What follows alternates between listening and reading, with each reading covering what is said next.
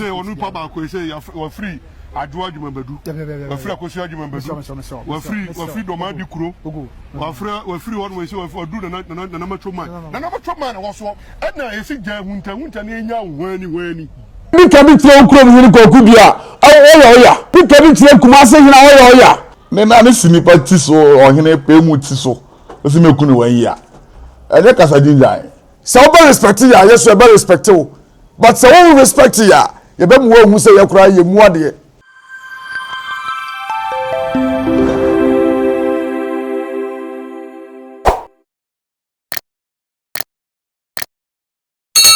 atiefo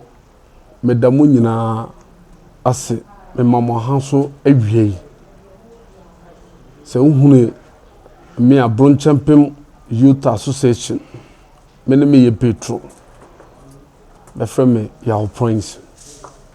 na nsem bi koso o media enso ai kumasefo nkra ma uhunu se still betubefo a bemfa be krom hini so ntubefo ne nkra be gira media so ne be kansem hunu ne nsemfo nsem tantan kwa ne be ka media iso akwa bi abefre ne se ya oprempo se koku prempe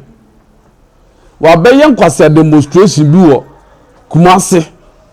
ole be ye Asante Youth de bi e ka kirem se kumase hina benti ase kumase hina hwan ne osu akire no osu ankire kumase mai enti ye boso ka kirem se kumase hina benti ase mi pese mi ka se mo koku bi ehunu sa na nkura be fe bi koku prempe se ya prempe obetre media so a o kasa be di aborofo atem wa be kan kumase hina sem bia koku dua bebe bo nkura be bu bebe ye mane mi pese mi mbi se kumase fo se ye ne ya aborofo nyansafo santofo ma ye uti kotogoto musuo nyansa mane kumase fo nkura be kan wo ka kire me wo start ya mudi aborofo atem mudi sebe osi ade ya ajimambadu mudi na tam mutane ya sabedu ye wiaso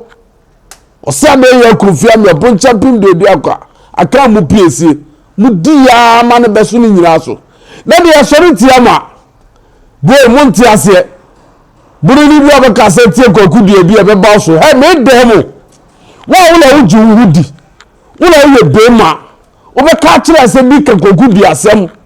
nti wo nti ase obaba ni krom so me ka kire mo nese se musu mutimi kama mutum a mo nkodi bi krom hina tem se me mo nkodi osi adeyo doctor adimobedu atem mo nkodi osi adeyo kurufia me mo ndi na tem de a yesu ye ka kire mo se kokudua yesu yenka no hufia sem bia bium na mo nja aka de bia so be ka kokudua sem aka kasa ya ono akasa wontimi mpie mmani dwane ahantane kumase fo nkura be ye kire sa kokudua tu nkurafo wo be ka kire se doctor wala won galamse itinne wa betu galamse wo rukro wo hwe na ye mine anasa ye galamse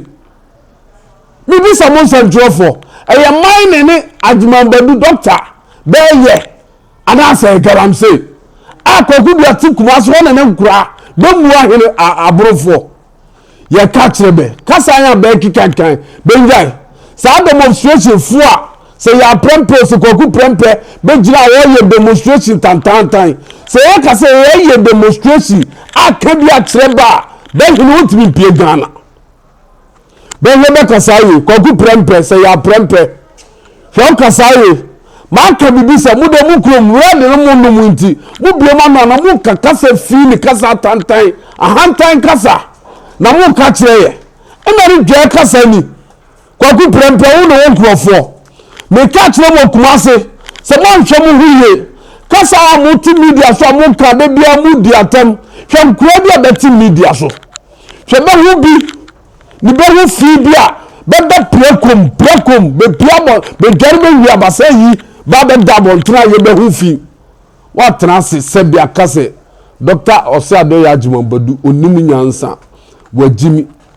na de bi ka bi tire okrom hiri koku bia oya bi ka bi tire Asante hina oya bi ka bi tire Kumase hina oya bebe nya kade bia beka se asante hene na de bani age so bu dia sa ne yesu ebue de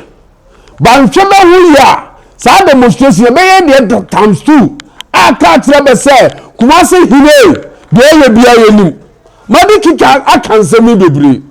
kwaku de mani hwehwe ni mu ni wona won grofo de na hanta na maso gwa no mu ye kire ya burufo won si be pa benja sa akasanka be kan du ye be kan du se be pese be ka kire se be ye mema be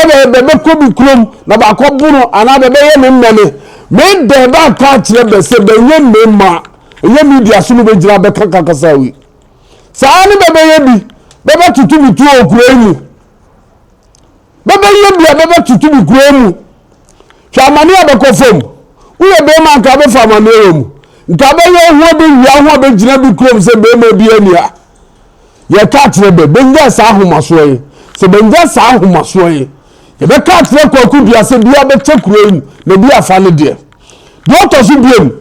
me ka ma be huru akwa bia what media isu a so we sofo so we malamo so free here o ka che doctor Techiman Prince say o ma na fiwe afiya be ko na wiye na doctor wa tofom bi ka che se bi atofom ase ni say se bi ka che se bi atofom ase ni say o pa che se obewu when ni me say on kan che se wa atofom sa kwai hwe bola so ni pabio I can some food for Dr. Techiman Prince. Why you join a hand time and must say Dr. Techiman Prince? Now I'm not a pound to form. Ah? Say ya mean some more come who say ya no say mutra so animal point here kum. Nimba kunu. Bakunu ya na mo kano. Say that baby about modu to abede be friend where sika jo said many. That dey ni ba modu. Ni oda ho. Adani de wo kukuro mu hene nom bia ni obetimi ne buro akanto ko be we ne yeda bia ni aburo mamu obetimi aka ya aburufo nyansafo ye ni mu nyansa asantefo ba ye beti kotonkoto nyansa ba ni bemin atade ko bo wonim hye wonim pabo hye onye so wadwena nu saa ne bedade ne bedade abeda be friend sikadwa kofi ono anu wo kunkum ba beguwe ni ba hemfo akese bewu utrasi wo hu sa aburufo ahemfo akese bewu untimi ne buru nko untimi ne buru nchahwe mu uko ka Dr. Techiman Prince asema ubewu akwaya o kasa wo de hede beto no me be ka ne media so se wo be ka kasafu bia ye manyi ye kuro mu abusu ni atwa ho asia tama atwa ho nyire asia nto kan no wan ka ya o kasa wan kasa be dana ba so mu wo bewu na wo akwa bia be de be fe ne captain so hwan won say why junkie what tinka also want to make us a beam me atada mission say ma bodam and what be life e ma ni twani ya ka tia santefo be be mu ni be gu Kumasi a de bia sa na aburufo be tete be say wo peman nyina mu ba aburufo jibe sika di pa e Kumasi for na burufo jibe sika bi asore ya wole ho buruma mu obe pesika duro na nkuwa ya begu afo wa na afo ba jibe sika di nkuwa gete ngani jori be ya kire ngani kasa ne be ka kire ani so fure he ba ke we kire o nsa buru ni bi la o sora kwa santimamu ana Kumasi se me ko pesika duro bebia apa be he ni fie begu a bebia be pacho mala bi wa waji misika obomo misika duro ba jini be ni nyansa ba jini wonya juma ajini wo fom de be ni ma na atam abo akwasea ye bi yanku ani semi abi dware esra ye ka kire be heba no kase se be tintasu kokko de a kire be Kofi Adoma wo ye hwane Kofi Adoma mene no wo ye doctor Techiman Prince ose ade yo obeka kire se wote akonya kese we so won hini mpon we wote black steel so odi Kofi Adoma ani ekopeje na konya na ni kuro mo hini Kumasi hini na konya wodu Adoma hini konya ni kuro mo hini akonya wodu Doma hini konya na bodam fo wo abodam na sema wo can make sense we bodam o ka say you know say na no hanyina white we junkie nti we make us akra be fa ye aduma me waste me time so stupid idiot we ho no aka kire say doctor Techiman badu na konya be peja Kofi Adoma nya nipa bia Kofi Adoma woni ne hwane Kofi Adoma braba ne wa bon Ghana de oni ma ye sika gigye no wode nkrofo ma agigi sika mesrew ma misa be sa cost he u bisa nkrofo ma me buofu sa kwa wa boda ma ka kire so be hwe na fu ya mu hwe de nkonya iburu nkonya e de be ye sa kwan no hwe so won ka dan mu yo me chia ahwefo nyina na mede nananom ne twede ampo Nyankopon asumdue amabe edin kare na nse yebete se na binum be demonstration be ye no baby e be san de duabo binum tatato na saade he okoso na misre se sentra awoti ukrom na ubie wano a utwabo bihine uti ukrom ukro ne awotime oso wo hene ne a wosom no ni bisu wo hene ne wo ne krom a ono so wosom no na utimi sore etwabo nipa no ni krom hene etwabo na senabo asene kwase ade ni jimi nyina ama no na uwie na nipa yen so koka bi kire wo akaka bi kire wo se wo so krom hene sebe ne wo kan ono so saara bia wa twefo e de camera asi wo so akogina abontinim ebodua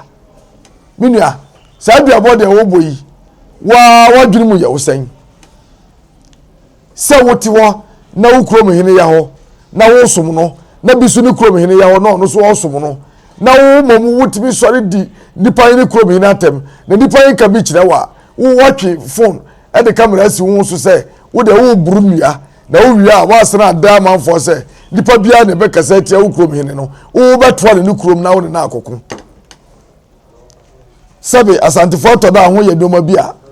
aya yetime dwen ho kwa akira ye ntiase still na aya me se hu se wiase ya dare still ya aya me se hu se wiase sesa baby wiase akwa dui enemrem sa nu ndwa ne sa ne oman ya ho ye ho dwen sa ya adwuma moa dabi bia nso bia wo wiase ne ewom sesei wo ne ewi uwa okọ mesibu uwa amekọ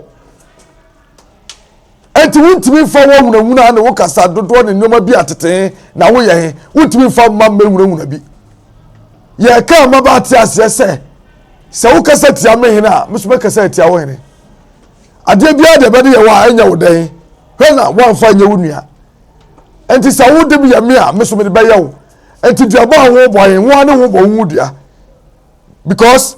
say ya kasa wo de se wo dua de ho bo yen comedies huni mama mre ne amane hunim kware ne be fa so abebodua dua ne ho boye ho ne ho bo hu dua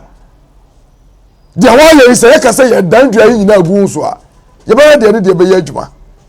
enti sa de de ho ye ho fa ho ankasa ho to ho dware na ho konsuo mu kwa toa na ho konko pachaw na dua yi nare mfama ho a enti sa ho ne ho be hu one by one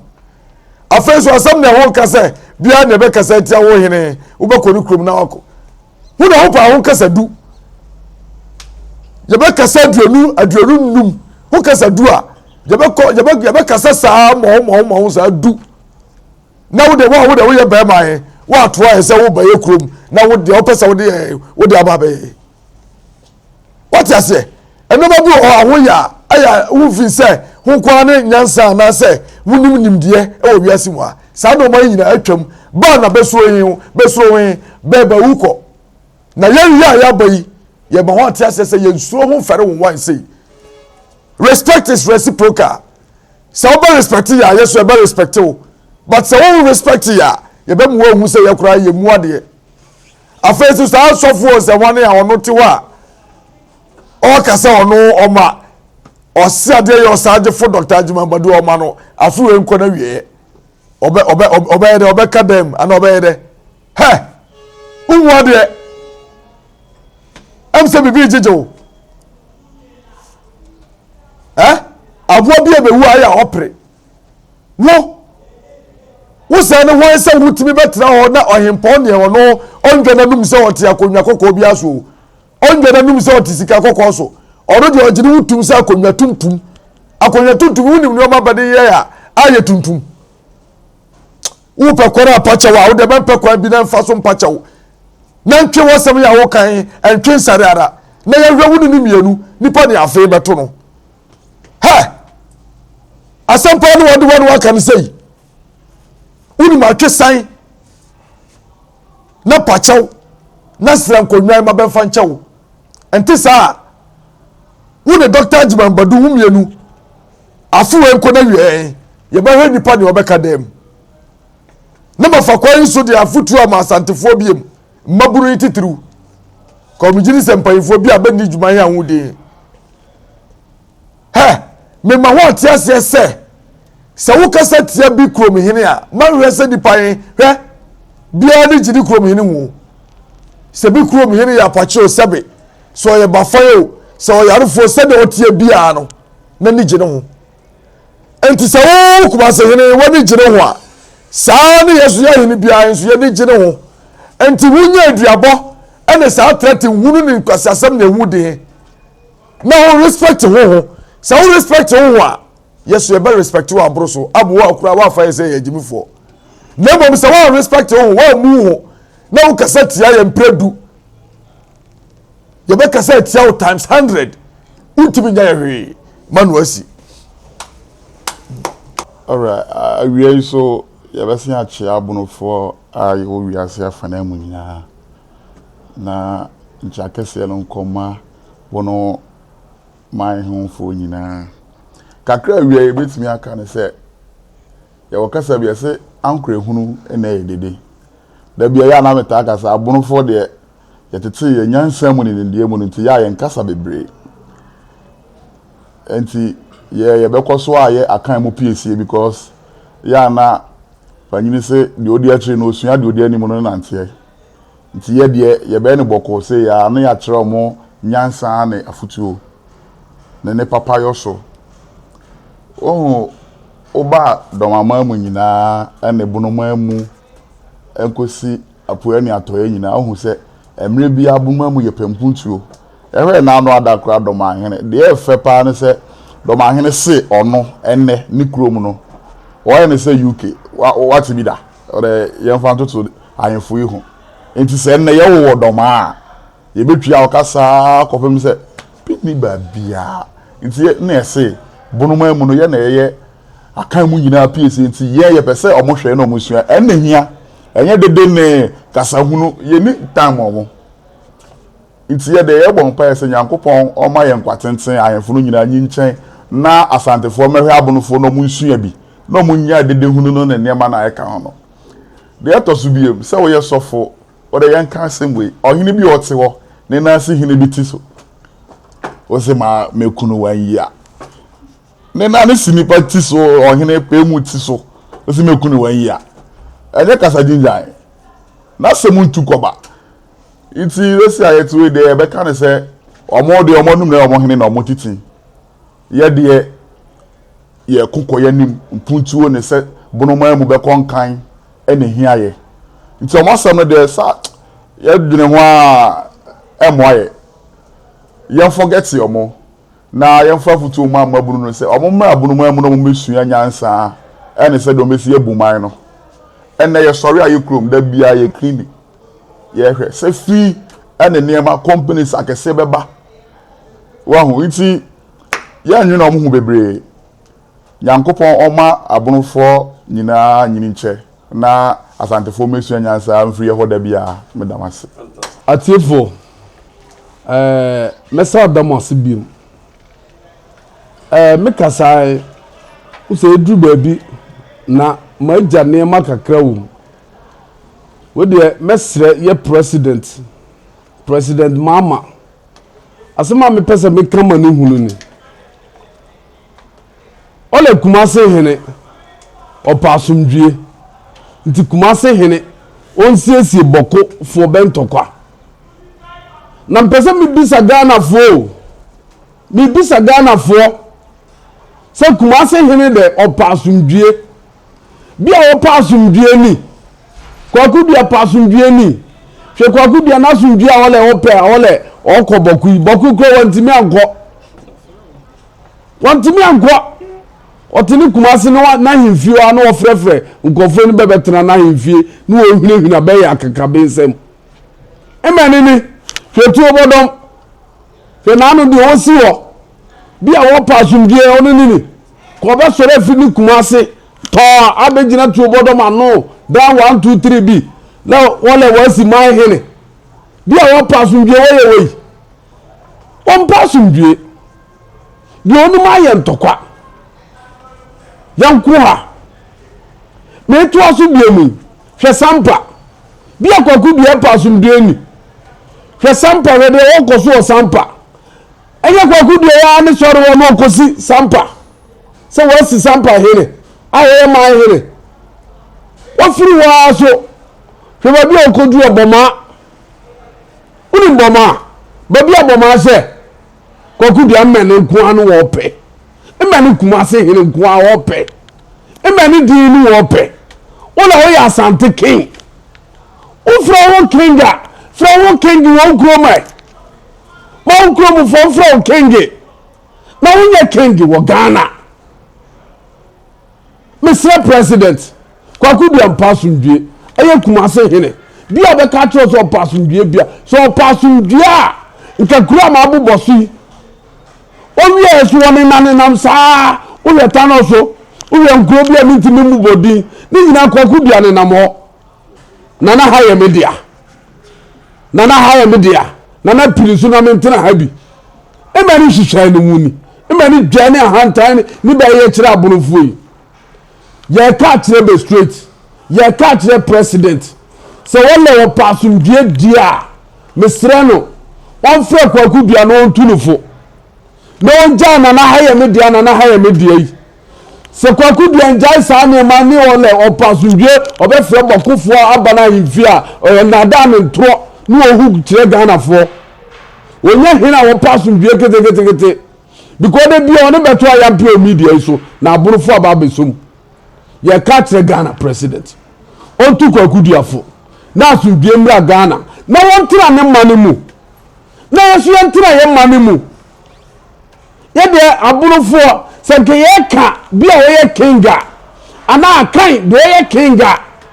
akan nyina ka yo se ade ye kufia me o bon champion de bia kwa aka mu piesie ko ni ye king ko wi ase akan fo nyina woni ye king o bo no samrane so ye king akwaku dia tinu kloma wo sa no ma samrane se wo ye Ghana king we ye king aka ye ni president kwaku dia nja hwehwe ni wile nsem ntro a wo hugu Ghana fo animu wonye king wole wo pasumdue a ye Pres Mahama president on tunofo no nja na haye media no ntena ne mom na bia so ntena ne mom medama no ase se bia wo ne freedom otimi sum bia ntine e ka kire wo se wo pese wo sum papa ya wo gina wo nche ya fa wo ntade ne wa mpaboa hye odu na afasha otimi kɔ na wo kɔ sum na mantre ba bia wo to asase a wo te so yi wo ye wo dia so no do ho akɔhye ho nti mmene ne asase a wo te so be ka sem se wo ye wo dia ho ya Asante fo dia ho ye Kumase fo dia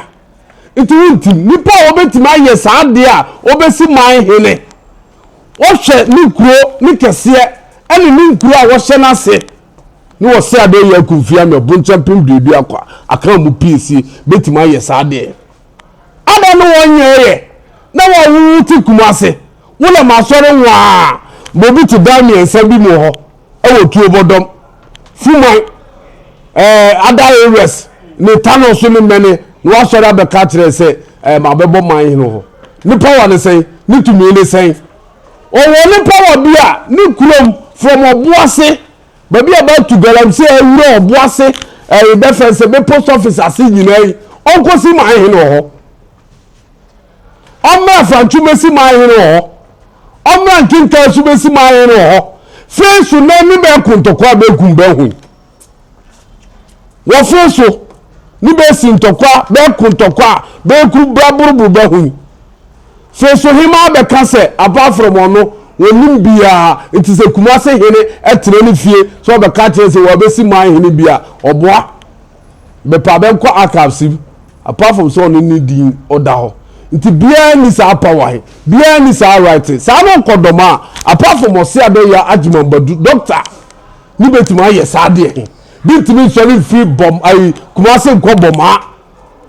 se makosi man hene doctor ajimambadu ni betima si sa man hene na no kuro be ye o hwe ni nkura a hwe ni kuro a hwe ni man ne ye ka man hene wo ti ase se won ti man hene ase bia wo hwe man nasa wo di kuro se ba bia na kwaku bia be boss be ye man hene ye catch no nja sa na man so all our pass bia siesie bokwa ye catch Ghana president Otumfour na sa na man onjai o jai we dia ye nyina asundie beba yentam me da wano ase